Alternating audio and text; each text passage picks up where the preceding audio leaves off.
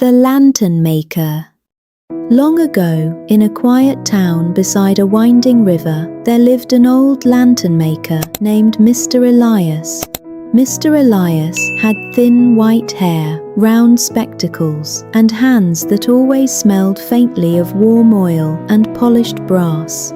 His small workshop stood at the edge of the town square, right beside an old oak tree whose branches stretched wide like welcoming arms.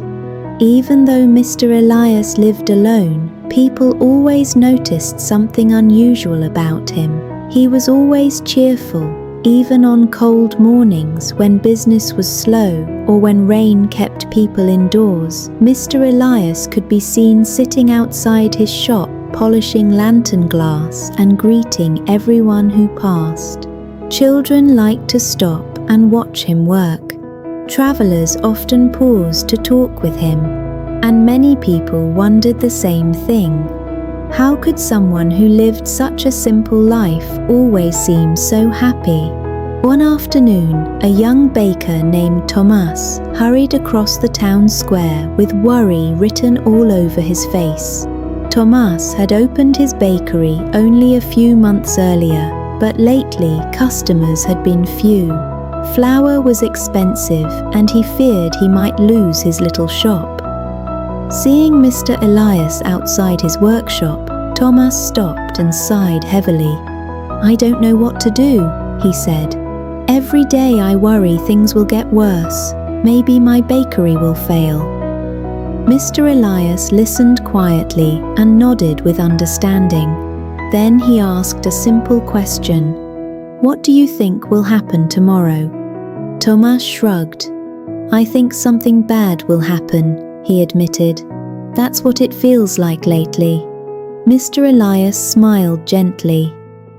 "When we expect darkness," he said, "our hearts begin to feel dark too." Tomas frowned slightly. "But how can I think good thoughts when everything feels difficult?" Mr. Elias leaned back in his chair and began to tell a story. "Many years ago," he said, "a traveler passed through this town during a long winter. He had no money, no home, and the cold winds made him feel completely alone. One evening he sat by the river and said, 'There is nothing good in my life.' But an old fisherman sitting nearby heard him and walked over. The fisherman looked at the traveler and said gently, 'You still have the warmth of the sun during the day. You have fresh water from the river. You have strong legs that can carry you forward. If you look only at what you have lost, your heart will always feel empty.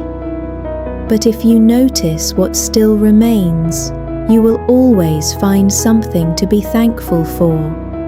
The traveler sat quietly and thought about those words for a long time. Slowly he began to notice the small things around him, the warmth of the sun on his face, the sound of birds moving through the trees along the river, the simple kindness of strangers who sometimes shared a meal. Little by little, the heavy feeling in his heart began to lift. And as hope slowly returned, the traveler began to wonder about something. If a few kind words could bring light back into someone's heart, perhaps he could bring that same light to others who felt lost. So he started thinking about how he might do that. As darkness settled over the riverbank and the first stars appeared in the sky, an idea came to him. If light helped people find their way in the dark, perhaps he could share hope in the form of light. And that is when the traveler decided he would learn how to make lanterns. Mr. Elias paused for a moment and looked kindly at Tomas. "The traveler's life changed," he said softly, "not because the world suddenly became perfect, but because he began to see the good that was already there." Tomas looked slowly around the small workshop.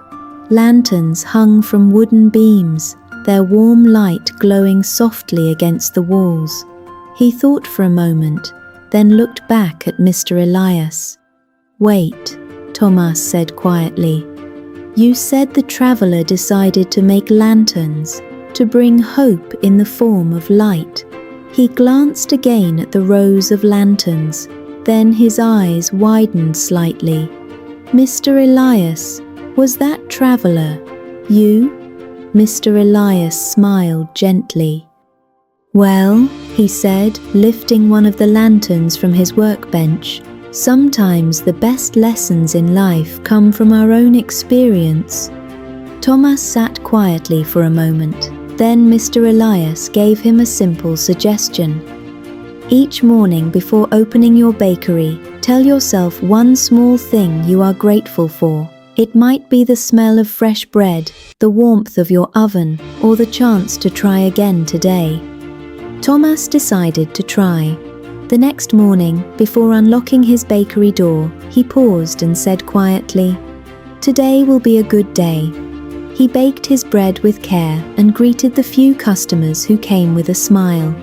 Even on slow afternoons, he reminded himself that tomorrow could always bring new chances. Days passed. Then one morning, a group of travelers stopped in town and discovered Thomas's bakery. They loved his warm bread and sweet pastries, and soon word began spreading. Slowly, more customers came, and Thomas realized something important. His bakery had not changed overnight, but his way of facing each day had. When Tomas shared the news with Mr. Elias, the old lantern maker simply smiled. "You see," he said, holding up one of his lanterns, "light does not remove every shadow in the world, but it helps us see the path in front of us." Soon many townspeople began stopping by the lantern shop whenever life felt difficult, and Mr. Elias always shared the same gentle reminder. Look for the light that is already there, because even the smallest light can brighten our world. If you loved this story, subscribe to Family Time Tales and turn on the bell so you never miss an adventure.